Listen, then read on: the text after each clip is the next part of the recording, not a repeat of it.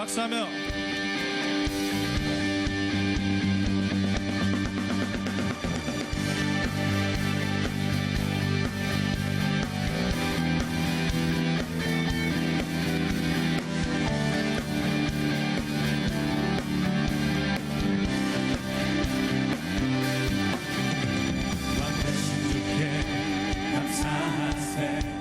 그 사랑 영원하리라.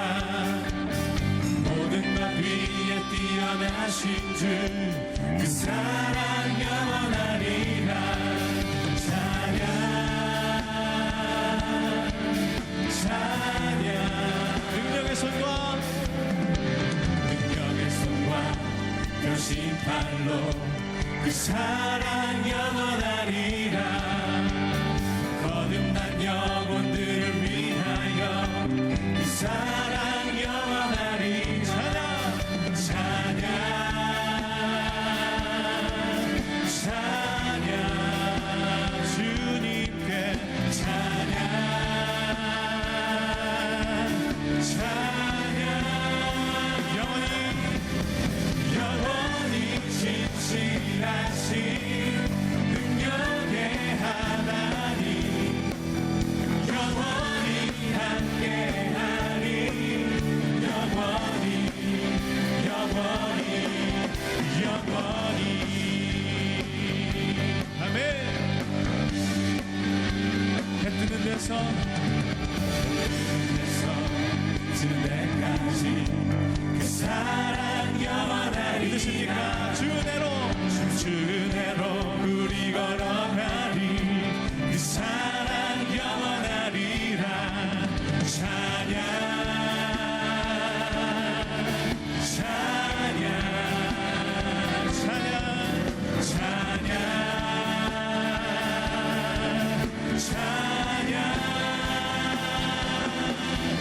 영원히 신실하신 능력의 하나님 영원히 함께하리. 영원히 영원히 영원히 신실하신 영원히 신실하신 능력의 하나님 영원히 함께하리. 영원히 영원히 영원히. 그렇습니다. 영원히 신실하신 주님께서 날마다 우리 함께 하십니다. 할렐루야.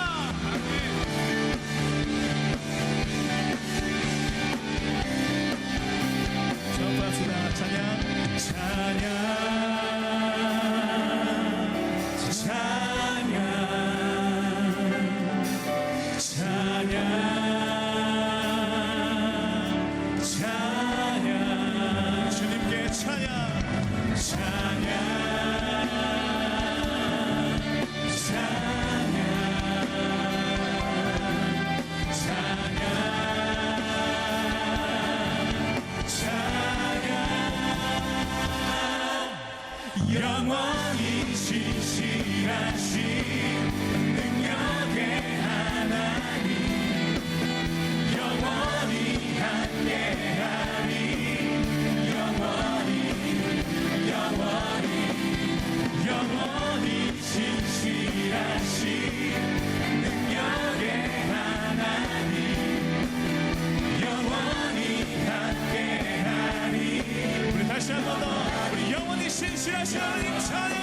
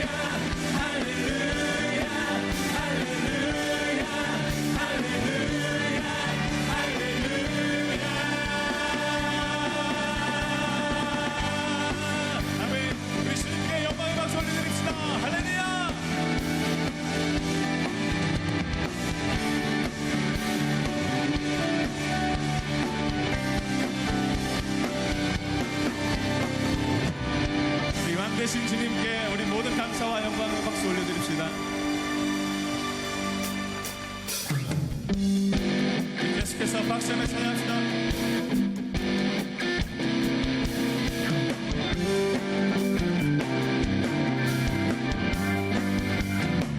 찬양하세 찬양하세 함께 소리 높여 찬양 드리세 아멘. 찬양하세 찬양하세 함께 소리 높여 찬양 드리세 찬양받기에 찬양받기에 합당하신 주님 언제나 동일하신 주 무릎 꿇고서 주 이름 외치 예수 예수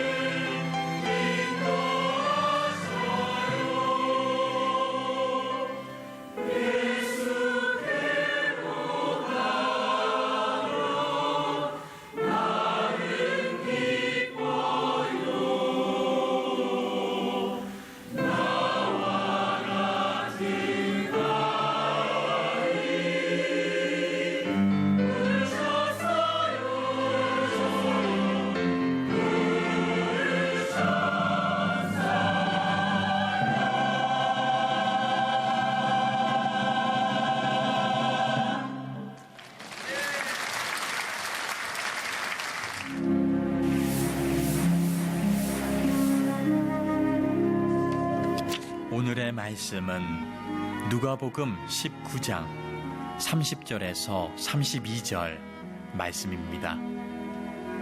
이르시되 너희는 맞은편 마을로 가라.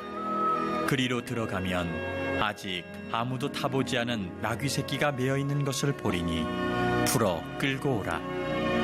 만일 누가 너희에게 어찌하여 푸느냐 묻거든 말하기를 주가 쓰시겠다 하라 하시매 보내심을 받은 자들이 가서 그 말씀하신 대로 만난지라. 아멘. 지난 4월에 세계 아이스하키 선수권 대회에서 대한민국 국가대표팀이 만년 하위권을 2부 리그를 벗어나서 1부 리그에 승격하는 대단한 한 뉴스가 있었습니다. 이게 왜 한 뉴스냐? 사실 우리나라의 아이스하키는 굉장히 열악한 인프라를 가지고 있습니다. 그리고 서양 선수들에 비하면 신체 능력이 굉장히 열세기 때문에 그동안 국가대표가 세계 대회에 나가면 좀 창피하지만 동래북 신세를 면치 못했습니다. 그런데 이번 대회 정말 세계 강호들을 다 물리치고 이런 엄청난 기적의 비결은 언론들이 어떤 소개를 했냐면 백지선이라고 하는 이 우리나라 국가대표 아이스하키 감독을 지명하면서 이 감독의 리더십 때문이다 이렇게 소개를 했습니다.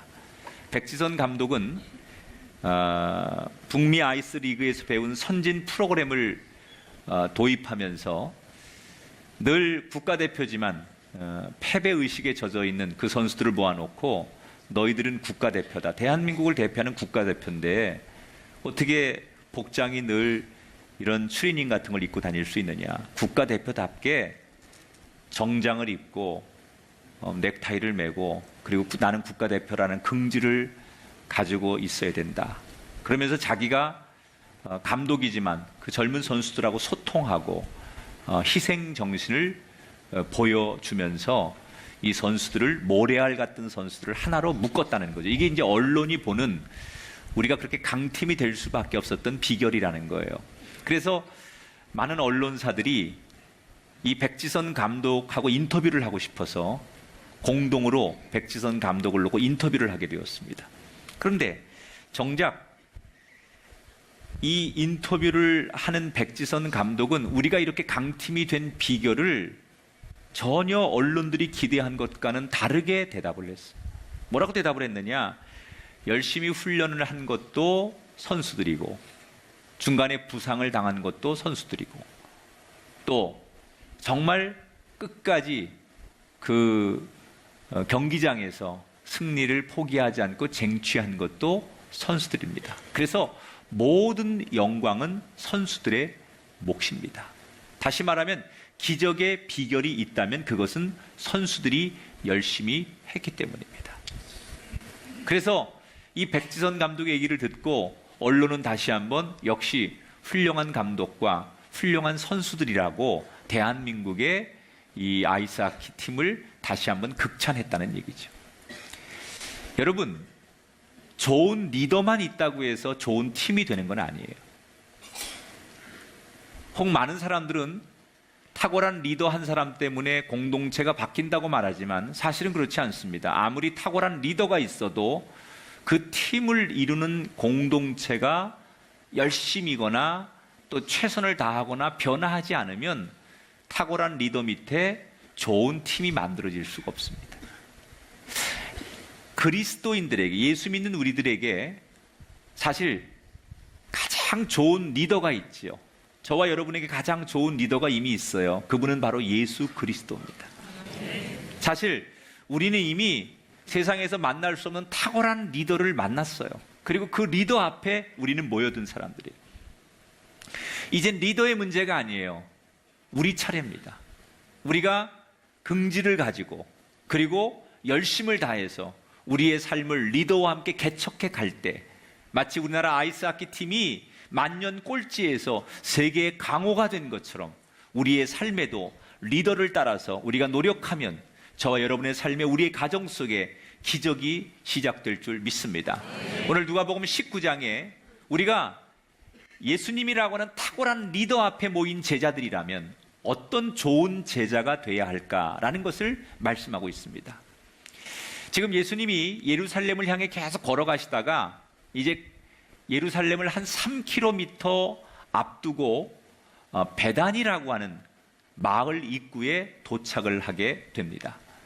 그런데 가던 걸음을 멈추시며 갑자기 그 일행 중에 2명의 제자를 부르시면서 그들에게 이런 명령을 내리시는 거예요. 30절 31절을 같이 읽어보겠습니다. 시작. 너희는 맞은편 마을로 가라. 그리로 들어가면 아직 아무도 타보지 않은 나귀 새끼가 메어 있는 것을 보리니 풀어 끌고 오라. 만일 누가 너희에게 어찌하여 푸느냐 묻거든 말하기를 주가 쓰시겠다 하라. 자, 저쪽 마을로 들어가면 아무도 탄 적이 없는 나귀 새끼가 있으니 풀어서 끌고 와라. 만약에 누가 이거 왜 끌고 가느냐 이렇게 물으면 주님께서 쓰시겠답니다. 이렇게 말하면 허락해 줄 것이다. 예수님이 그렇게 얘기를 하는 거예요. 자, 여러분, 이게 우리가 글로 읽으니까 그런데 만약에 그 상황이 여러분들이 그 2명의 제자라고 한다면 여러분 이게 다 그대로 받아들여질까요? 아마도 이 2명의 제자들은 갑자기 뜬금없이 예수님이 이런 명령을 내리실 때 겉으로는 네 라고 했지만 막상 발걸음을 옮기면서 고개를 계속 갸우뚱하고 걸어갔을 거예요.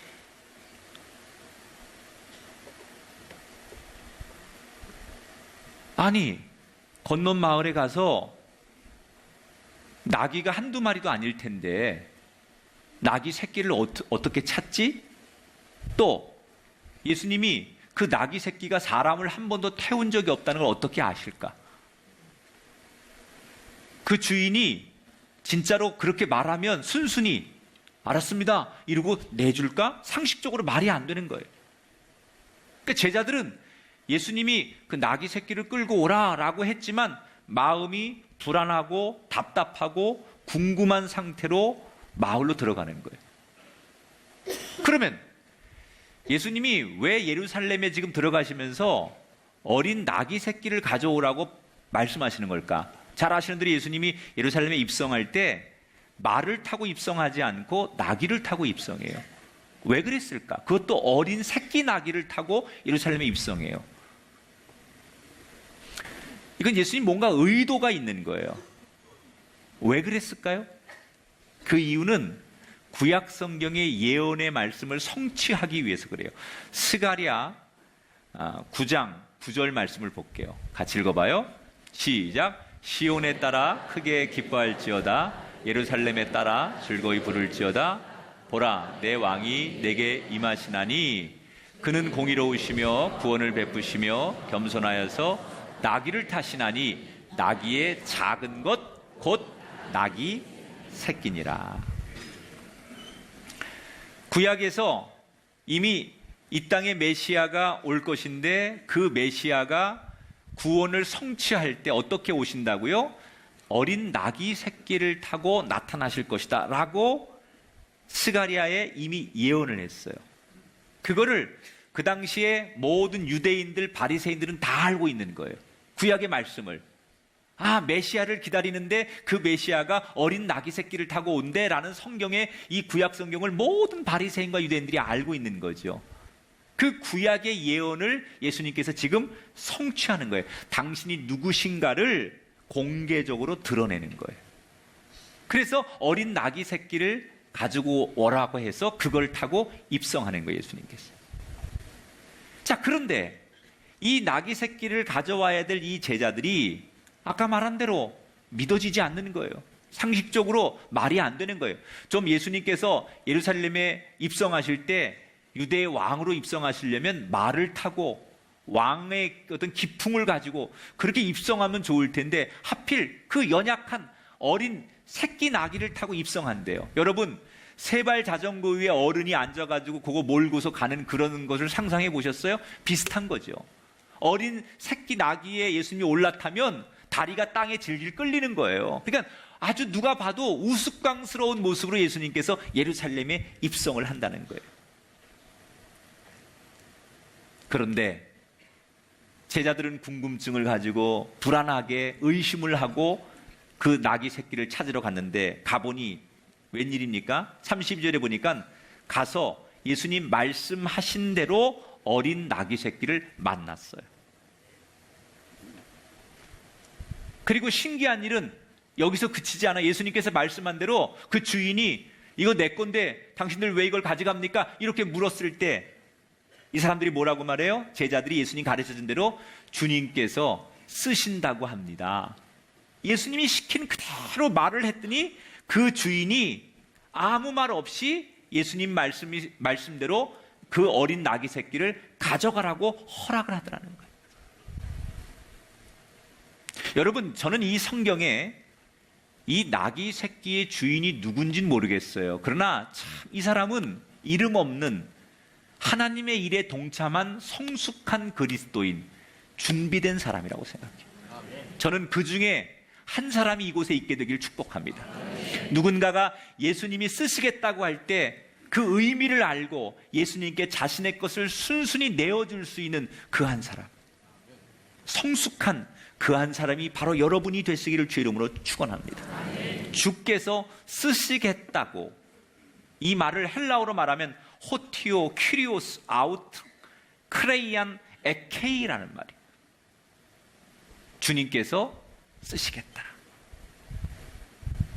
여러분, 사실 이 나귀의 주인에게만 주님께서 그렇게 말씀하시는 게 아니에요. 오늘 우리의 삶에도 주님께서 때로는 우리의 재산, 학벌, 건강, 내 몸과 생명, 때로는 주님께서 내가 너의 것을 쓰고 싶다, 내가 너를 쓰고 싶고, 내가 너의 가정과 너의 자녀와 너의 인생과 너의 젊음을 내가 쓰겠다라고 말씀하실 때 그것을 조금도 아까워하지 않고 내놓을 수 있는 이름 없는 이 나귀의 주인처럼 여러분, 그 언젠가 그 어느 자리에서 주님 앞에 그렇게 멋지게 쓰임받고 여러분을 내놓을 수 있는 그 한 분이 되시기를 주 이름으로 축원합니다. 여러분, 너무 신기하지 않습니까? 예수님 말씀대로 그대로 다 진행이 됐어요. 예수님 말씀대로 하니까 문제가 없어졌어요. 처음에는 주인을 만나기까지, 나귀 새끼를 만나기까지 불안했습니다. 염려가 됐습니다. 스트레스가 있었습니다. 의심이 있었습니다. 이게 말이 되냐? 이게 진짜로 될까? 이런 생각이 있었습니다. 그런데 가보니까 예수님 말씀대로, 말한 대로 모든 게 이루어졌어요. 이게 어떻게 가능합니까? 예수님께서 모든 것을 준비해 놓으신 거예요. 따라합시다. 준비하시는 주님. 결국 이 사건을 통해서 우리에게 말씀하시고자 하는 것은 주님은 모든 것을 예비하시고 준비하시는 분이에요. 우리는 그 주님의 말씀대로 따르기만 하면 된다는 거예요. 우리가 하나님께서 준비해 놓으신 것을 가져오기만 하면 되는 거예요. 축복이라는 것은 내가 만드는 게 아니에요. 주님께서 창조하고 주님께서 만들어 놓고 주님께서 예비하신 것을 내가 말씀대로 순종하여 가져오는 것, 그것이 축복이라는 거예요. 여러분, 아브라함이 모리아산에서 하나밖에 없는 아들 이삭을 드릴 때 하나님께서 그 아브라함의 순수한 믿음을 보시고 번제물로 드릴, 그 제물로 드릴 아들 이삭보다 숫양 한 마리를 준비해 놓으셨어요. 그때 아브라함이 내 믿음을 보시고 미리 이렇게 제물을 준비해 놓으신 하나님을 무릎 꿇고 찬송하면서 감격해서 불렀던 이름이 뭐예요? 야훼 하나님이요, 당신은 여호와 이레이십니다. 모든 것을 예비하시고 준비하시는 하나님. 저는 이 준비하시는 하나님, 준비하시는 주님이 우리의 인생에도, 여러분의 가정에도, 여러분의 노후와 여러분의 자녀에게도 분명히 반드시 준비하시는 여호와 이레의 주님인 것을 믿습니다. 여러분, 불안하십니까? 두려우십니까? 주님은 여러분의 인생의 것을 준비해 놓으셨습니다. 뭐가 주저되는 분이 있습니까? 아닙니다. 우리가 모르는 사이에 이 제자들처럼 이게 될까? 이게 정말 가능할까? 이게 상식적으로 통할까? 이런 의심과 두려움 속에 갔지만 그 말씀대로 순종하고 나아가는 그들에게 이미 준비한 주님의 손길이, 준비한 주님의 삶의 기적이 목격됐던 것처럼 오늘 이 말씀 앞에 반응하는 여러분들에게 준비한 하나님의 축복이 보여지고 만져지고 경험되어지는 인생이 되시기를 주님의 이름으로 축원합니다. 그렇게 두 명의 제자는 예수님 말씀대로 나귀 새끼를 데리고 옵니다. 그리고는 자기들도 너무 놀라는 거예요. 말씀대로 그대로 되는 이 과정을 보면서 자기들이 놀라는 거예요. 이분은 진짜로 유대인의 왕이 맞는구나. 제자들이 그렇게 생각하는 거예요. 그러면서 그 중에 한 제자가 얼른 나귀의 등에다가 자기의 겉옷을 벗어가지고 그 위에 예수님을 태우고 나귀를 출발시켰어요. 여러분, 왕이 보통 행진을 할 때는 멋있는 말에다가 안장을 앉히고 거기에다가 앞에 카펫을 깔죠. 쫙 양탄자 같은 카펫을 깔면 거기에 멋있는 하얀 말 위에 아주 정말 잘 이렇게 데코레이션이 된 안장, 그리고 참 위험 있는 그런 것들을 딱 그 멋있게 된 그 양탄자 위를 왕이 걸어가는 거예요. 그런데 이 제자들이 예수님이 예루살렘의 유대의 왕으로 들어가시는 것을 아는데 하필이면 어린 새끼 나귀를 타고 들어가는데 이게 왕의 모습이 아니잖아요. 그러니까 얼른 자기들이 완장 대신에 겉옷을 벗어가지고 예수님 그 등 위에다가, 나귀 등 위에다 그걸 놓고서 예수님을 그 위에 태웠다는 거예요. 그리고는 어느 제자가 자기의 겉옷을 벗어가지고 양탄자 대신 카페트 대신에 바닥에 깔아서, 또 다른 사람들이 자기 겉옷을 벗어서 바닥에 깔아서 쭉 이렇게 길에 나열해 놓으니까 비록 멋있는 양탄자나 카펫은 아니지만 사람들이 벗어놓은 그 겉옷을 예수님이 지나가게 했다는 거예요. 초라하지만 왕의 행차를 자기들이 준비한다, 그런 뜻이에요. 저는 이 제자들의 모습이 우리에게 주는 위로의 말씀이라고 생각해요. 여러분, 왕을 맞이하고 왕을 진행시키는 이 사람들이 돈 있는 사람들, 그 다음에 기득권, 무슨 굉장히 똑똑한 사람들, 그리고 바리새인처럼 굉장히 유능한 사람들이 아니에요. 평범하고 아무것도 드릴 것 없어서, 내 겉옷밖에 드릴 게 없어서 겉옷을 바닥에 깔아야 할 만큼 가진 것이 아무것도 없는 평범하고 작은 자들, 그러나 자신의 위치에서, 자신의 수준에서 최고의 예우를 다하는 그것을 주님이 받으신 거예요. 하나님의 일은 결코 부자들이 감당하는 게 아니에요. 하나님의 일은 결코 세상의 유능함, 똑똑함, 이 사람들이 감당하는 게 아니에요. 하나님의 일은 가장 작지만 자신의 가치를 드러낼 수 있는 사람, 주님의 왕됨을 인정할 수 있는 사람, 그 사람이 주님의 그 마지막 예루살렘의 입성길을 예비하는 그 사람이에요.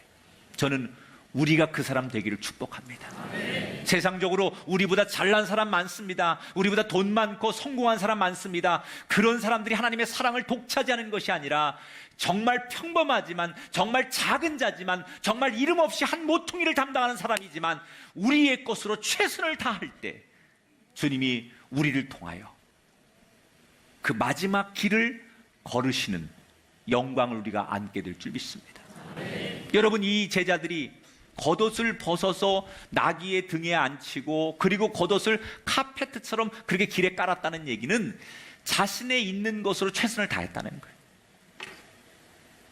그게 좋은 거냐, 비싼 거냐, 훌륭한 거냐, 그걸 따지지 않아요. 자신의 것으로 최선을 다하는 게 그게 헌신이에요. 나는 오늘도 우리 찬양대의 찬양, 그리고 우리의 예배, 또 많은 분들의 기도, 헌신, 안내, 이 모든 것 속에 여러분의 최선의 것을 주님께 드리게 되길 축복합니다. 그것이 어느 누구하고 비교해서 많으냐 적으냐의 문제는 중요하지 않습니다. 우리가 얼마나 최선을 다하느냐, 그것이 주님 앞에 기쁨이에요. 어떤 사람은 미니멈을 하는 사람이 있어요. 그냥 가장 작은 의무를 들이면서 나는 내가 할 일 다 했어. 그런데 어떤 사람은 맥시멈 하는 거예요. 여러분, 제가 교인들의 다른 건 몰라도 주일 저녁이 되면 이렇게 재정부에서 헌금 들어온 내역을 보고해 주십니다. 그래서 쭉 제가 한번 봅니다. 굉장히 많지만 다 봅니다. 한번 쭉 이름을 보면서 어떤 분이 어떤 헌금을 하셨고 어떤 기도 제목을 썼는지 쭉 제가 봅니다. 근데 제 눈에 들어오면서 헌금을 한 분들의 감사함이 있지만 이런 느낌이 들어요. 아, 이분은 항상 미니멈을 하는구나. 항상 자기의 그 작은 것으로 자기의 의무를 다하는구나. 이분이 최선이 아니라는 게 느껴져요. 목사의 마음. 눈을 피하지 말아요. 그런다고 해결되는 게 아니야. 근데 어떤 분은 그 액수가 많지 않지만 그 삶이, 그분의 그 에너지가, 아, 이분은 정말 이게 얼마 안 되지만 이 사람의 최선이라는 게 와 닿는 거예요. 이 가정과 이 사람의 조건 속에 이 몇만 원은 이건 정말 이 사람의 인생의 최선이구나. 정말 자기가 할 수 있는 최고의 것으로 주님을 높이는구나. 난 여러분의 인생 속에 자신의 겉옷을 벗어서 주님의 가는 길 앞에 깔았던 이 사람들처럼 여러분의 삶의 에너지와 헌신과 예배와 모든 것이 최선의 것이 되기를 주의 이름으로 축원합니다. 여러분 상상해 보세요. 비록 어린 나귀 새끼를 타고 예루살렘에 입성하지만 그 제자들과 거기 모인 사람들이 예수님이 이제 예루살렘에 입성하는 것을 기념하면서 만세를 부르는 거예요. 그리고 찬송하는 거예요. 찬송하리로다 주의 이름으로 오시는 왕이요 하늘에는 평화요 가장 높은 곳에는 영광이로다. 그러면서 막 사람들이 막 예수님을 환호하고 노래를 부르는 거예요. 호산나 호산나 막 그러면서 막 즐겁게 노래를 불렀겠죠. 아, 그리고 막 예수님을 사람들이 연호하니까 누군가가 그 무리들 가운데 아마도 바리새인이었을 거예요. 아주 불쾌한 목소리로, 큰 목소리로 뒤에서 예수님께 공식적으로 항의를 하는 거예요. 뭐라고 항의를 하느냐? 39절에 보니까 이 사람이 이렇게 항의를 해요. 어떤 바리새인이 말하되 선생이여 당신의 제자들을 책망하소서. 아마 갈릴리에서부터 이 사람은 예수님을 미행하던 바리새인이었을 거예요. 그런데 이 사람이 뭐라고요? 예수님, 저놈들 좀 입 좀 조용히 하게 해주십시오. 왜 이렇게 시끄럽게 떠들게 합니까? 왜 이렇게 노래를 부르게 합니까? 저놈들 입 좀 닥치게 해주세요. 그리고 거칠게 예수님께 항의를 하는 거예요. 왜 이 사람은 예수님께 예수님의 제자들과 무리들이 예수님을 막 노래하는 이것을 그만하게 하려고 했을까? 성서학자들은 이 본문을 두 가지로 해석해요. 노래를 하지 말라고 하는 이유가 두 가지였을 것이다. 첫째, 지금 예수님을 왕으로 높이는 이 소리가 로마 사람들에게 보일 때는 반역으로 비춰질 것을 우려하는 거예요. 우리는 로마의 식민지를 받고 있는 건데 로마의 황제가 있는데 왕이 있는데 이 유대인들이 우리의 왕이다 그러면 이 로마 사람들이 볼 때 이건 반역으로 보는 거죠. 그러면 여기 있는 이 무리들만 고통을 당하는 게 아니라 유대인 전체가 핍박을 당할 것이죠. 그래서 정치적인 두려움 때문에 저런 소리 함부로 하지 않게 해주십시오라고 예수님께 항의를 했을 것이다. 이게 첫 번째 설이에요. 두 번째는 지금까지는 종교의 권력이 유대인 바리새인들에게 있었어요. 그런데 예수님이 예루살렘에 입성하면서 그 바리새인들을 따르던 수많은 유대인들이 지금 예수님께 종교적인 권력이 확 이동을 하니까 그 기득권의 종교 권력을 가지고 있던 사람들이 자신들의 종교 권력이 예수님께 넘어가는 것을 우려했기 때문에 더 이상 예수님을 연호하지 못하게 하려고 했을 것이다. 두 가지 중에 하나예요, 답은. 그러나 어떤 답이든 간에 공통점이 있어요. 이 바리새인이 예수님께 저들이 더 이상 소리를 지르지 않게 해주십시오, 예수님을 왕이라고 노래하지 않게 해주십시오 라고 요청한 이유는 로마의 권력이든 종교 권력이든 세상의 눈치를 봤다는 거예요. 세상을 두려워했다는 거예요. 세상을 두려워했기 때문에 예수님을 인정하지 않는 거예요. 모든 사람들이 다 예수님을 만왕의 왕으로, 예루살렘에 입성하는 하나님의 왕으로 인정하는데 이 바리새인만큼은 예수님을 세상 눈치 보느라고 예수님을 거부하고 왕으로 인정하지 않았다는 거예요. 그랬더니 예수님께서 40절에 뭐라고 말하느냐? 내가 너희에게 말하노니 만일 이 사람들이 침묵하면 돌들이 소리를 지를 것이다. 이 말은 하나님이 만든 모든 피조물들, 하물며 나무와 돌들도 하나님의 아들 메시아가 이 땅에 와서 이제는 죄와 사망을 이기고 평화의 왕으로 예루살렘에 당당하게 입성하시는 것을 이 자연도 만물도 다 아는데 하나님의 창조물 가운데 너희 인간들만 모르느냐 그 말이에요. 저는 이 대목을 보면서요, 하나님이 만든 피조물 가운데 제일 불순종하는 게 인간이에요. 응? 하늘과 땅과 바다와 바람, 물, 나무, 풀, 물고기, 어떤 이 땅의 이 우주 공간의 생명체 가운데 하나님이 만든 것 가운데 하나님 앞에 가장 불순종하고 가장 하나님의 말씀대로 살지 않는 존재가 인간이라는 거예요. 그렇지 않아요? 하나님이 만든 엄청난 피조물 가운데 가장 불순종하고 가장 하나님을 거역하는 게 인간이에요. 그런데 인간들이 자꾸 하나님을 거역하는 이유, 이 현대인들이 하나님을 자꾸 멀리하는 이유 가운데 하나가 뭐냐? 세상에 두려우는 거예요. 세상에 눈치 보이는 거예요. 세상에 이 돈이라고 하는 거. 여러분, 돈은 만몬신 아니에요? 오늘 기도해 준 목사님도 그런 기도했잖아요. 만몬. 권력이라는 거, 그것도 여러분 이 세상의 또 하나의 우상이죠. 인기라는 것도 이 세상의 우상이죠. 지식, 이게 있어야만 산다고 믿는 거, 그것도 또 하나의 우리가 만든 우상이죠. 현대인들은 이 세상이 만든 심, 세상의 논리, 이걸 자꾸 두려워하고 이거 눈치를 보다 보니까 진짜 왕이신 하나님을 자꾸 거부하는 거예요. 뭐라고 말해요? 세상 모든 만물들로 다 아는데 왜 너희만 모르느냐?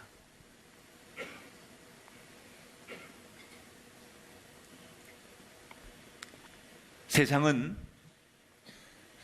힘의 논리에 따라 움직이고 그때그때마다 지혜롭게 선택하는 것을 처세술이라고 말해요. 그렇게 가르쳐요. 그러나 성경은 그렇게 말하지 않아요. 내가 곧 길이요 진리요 생명이니라. 성경은 불변해요. 왔다 갔다 하지 않아요. 여러분, 을사오적 가운데 한 사람이 이완용 아닙니까? 이완용은 처음부터 친일파가 아니었어요. 원래는 우리나라를 청나라처럼 부강하게 만들자 해서 주장했던 친청파였어요. 그런데 몇 년 뒤에 미국으로 이 사람이 외교관으로 가면서 친미파로 돌아서게 돼요. 그러다가 다시 고종을 따라서 친러파로 돌아섭니다. 그리고 나중에 몇 년 뒤 다시 친일파가 되어서 우리 민족의 역적이 되는 거예요. 이 이완용이라는 사람은 옳은 길을 가는 것보다는 신념을 자꾸 바꿔요. 왜? 청나라 가면 청나라가 두렵고, 러시아 가면 러시아가 두렵고, 미국 가면 미국이 두렵고, 일본 가면 일본이 두려운 거예요. 그래서 자꾸 이 세상의 열강의 힘이 두렵기 때문에 자기 신념을 바꾸는 거예요. 이 사람은 사실은 자기가 살아남기 위해서 옮긴 거예요.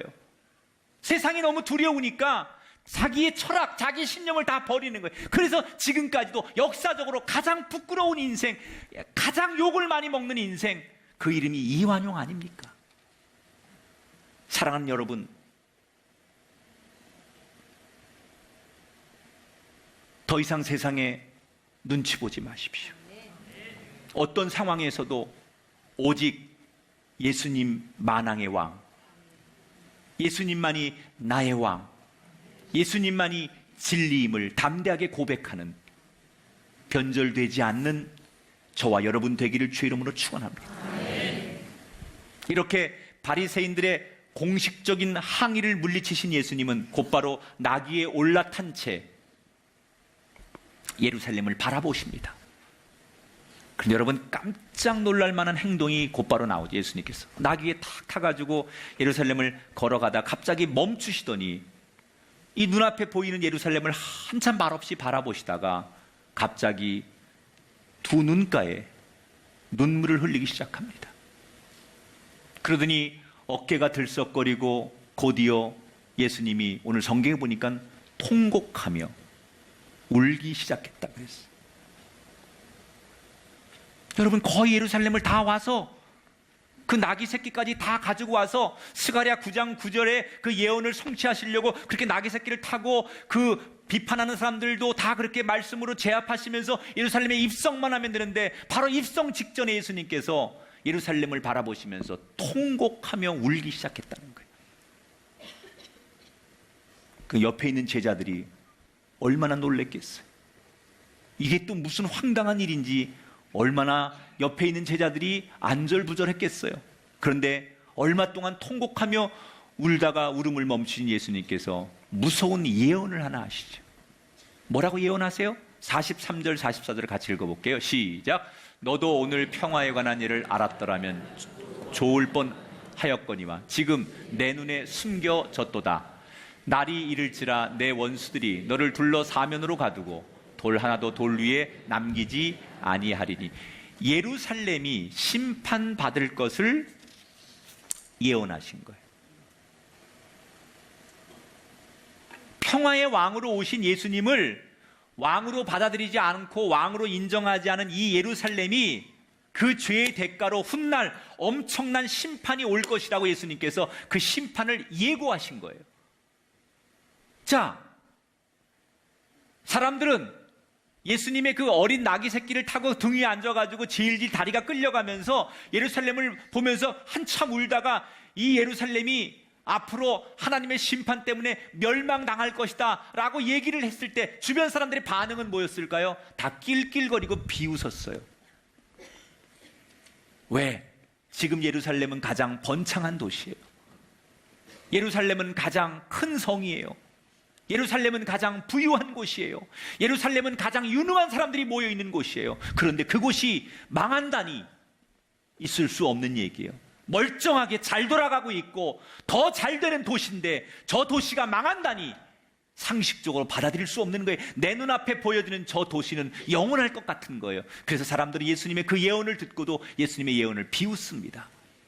그런데 이 예수님의 예언이 있은 뒤 40년이 지난 주후 70년에 여러분 역사적으로 어떻게 됩니까? 예루살렘 성전이 완전히 불타고 도시가 로마에 완전히 함락이 됩니다. 자, 그러면 예수님의 예언이 맞아진 건데 왜 예수님께서 40년 뒤에 있을 예언을 이렇게 슬프게 예언하신 걸까? 얼핏 보면 니들이 날 거부했다 이거지? 그래? 니들 나를 못 알아봤어? 니들 한번 당해봐라. 뭐 이런 심리로 예수님께서 그랬을까? 아닙니다. 나를 인정 안 해주고 나를 왕으로 대우하지 않은 너희들 그래서 벌을 받아야 된다. 그런 심리로 이 지금 예루살렘의 멸망을 예언하는 게 아니에요. 예수님이 이렇게 통곡하며 예루살렘 예언을 하신 이유가 어디 있느냐? 42절에 그 힌트가 있어요. 같이 볼게요. 42절. 지금 내 눈에 숨겨졌도다. 눈에 숨겨졌다는 얘기 뭐예요? 눈을 뜨고도 영안의 눈이 열리지 않아서 못 본다는 거예요. 봐야 될 걸 제대로 못 본다는 거예요. 하나님의 아들이 죄와 사망을 이기고 이 땅을 구원하려고 평화의 왕으로 오셨는데 그걸 사람들은 못 본다는 거예요. 영적으로 못 본다는 거예요. 여러분, 제가 이 장면 앞에서 내가 예수님이라면 이랬을 것 같아. 나는 평화의 왕으로 안 가고 군대의 왕으로 갔을 것 같아. 기왕 가는 거, 예루살렘에 입성하는 거, 평화의 왕으로 나귀 새끼를 타고 가는 게 아니라 군대를 동원해서 군대의 왕이 돼서 위험 있게 로마의 군인처럼 아주 무시무시한 왕으로 정복자처럼, 주님이 예루살렘에 입성한다는 것은 그 죄와 사망 속에 있던 그 세상에 생명을 가지고 구원의 주님이 들어간다는 거예요. 그런데 들어갈 때, 입성할 때 말을 타고 군인의 모습으로 들어가면 사람들이 전시 효과가 있어가지고 다 나와가지고 무릎 꿇고 아우 저희를 살려주시고 저희를 받아주시고 뭐 그랬을 거야. 그런데 왜 예수님이 평화의 왕으로 가셨냐는 거야. 나귀 새끼를 타고 질질 끌려가지고 나는 평화의 왕, 이러니까 사람들이 예수님을 우습게 보는 거예요.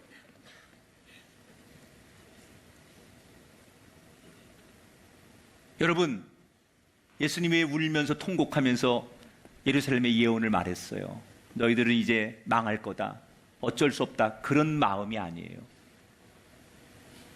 지금이라도 내 말을 듣고 나를 하나님이 보낸 이 땅의 평화의 왕으로 인정하고 받아들이고 죄에서 돌이키고 교만함에서 돌이키고 세상에서 돌이키기를 원하신다는 거예요.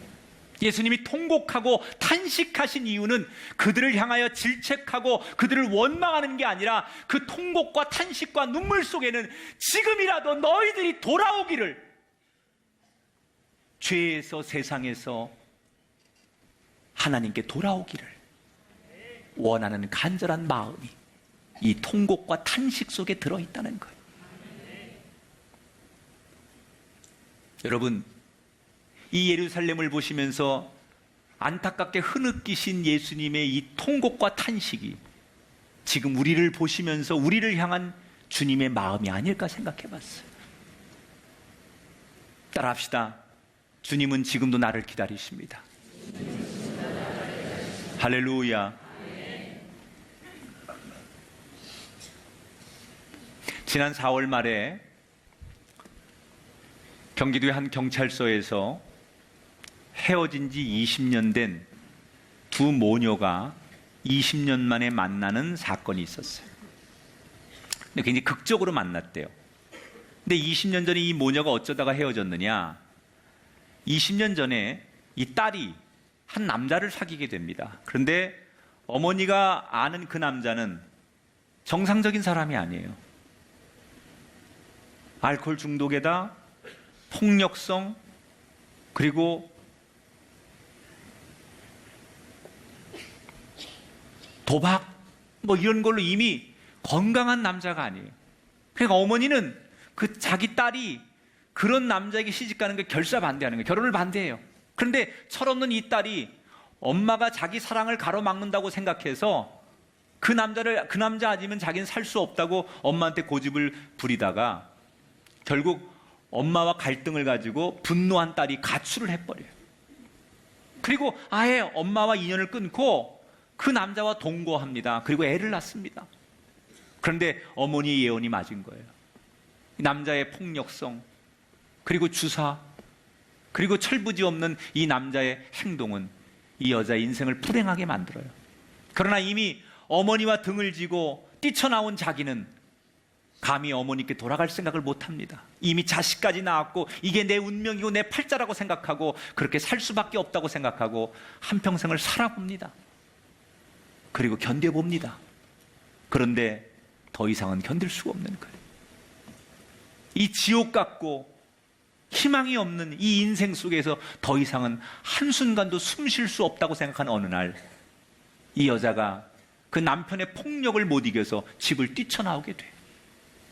그런데 막상 뛰쳐나와 보니 20년 동안 한 번도 찾아가지 않은 친정집이 어디가 사는지, 엄마의 연락처, 전화번호 다 잊어버린 거예요.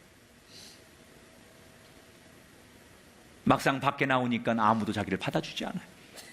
정처 없이 떠돌다가 너무 배가 고픈 나머지 한 사람의 지갑을 훔치게 돼요. 그리고 경찰서에 끌려가게 됩니다. 그리고 눈물로 자신이 살아왔던 기구한 인생을, 자신의 사정을 그 경찰에게 다 진술을 했는데, 경찰이 그 얘기를 듣고 그녀를 도와주고 싶다는 마음으로 그 어머니를 다시 찾게 되어서 만나게 된 거예요. 그래서 20년 만에 극적으로 이 모녀가 상봉을 하는데 더 감동적인 일화는 그 뒤에 있어요. 이 어머니가 20년 동안 생사를 알 수 없고 어디가 뭐 하는지 모르는 이 딸을 기다리면서 단 하루도 딸방에 불을 끄지 않았다는 거예요. 이 딸은 20년 동안 나 같은 사람이 무슨 자격이 있어서 내가 엄마를 부르고 엄마한테 갈 수 있느냐고 그렇게 주저하고 망설였지만 어머니의 마음은 달랐다는 거예요. 돌아오기만 해라. 언제든지 너는 내 딸이고 돌아오기만 해라. 그래서 지난 20년 동안 단 하루도 그 딸방에 불을 끄지 않고 딸이 돌아오기를 20년 동안 기다렸다는 거예요. 여러분, 하나님의 마음이 그런 거 아닙니까? 우리가 지난 세월 동안 하나님의 마음을 그렇게 수없이 아프게 했지만 하나님은 여전히 10년, 20년, 30년, 아니 여러분 인생 60년, 70년을 평생을 그렇게 살았건만 하나님은 지금이라도 이제라도 내가 돌아오기를 원하시기 때문에 나를 잊지 않으시고 내 이름을 부르시고 나를 기억하시고 돌아오기만 하면 지금이라도 용서하시겠다고 하는 그 마음, 그게 하나님 아버지의 마음이라는 거예요.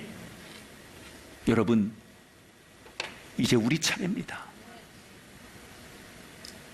우리 인생의 훌륭한 아버지,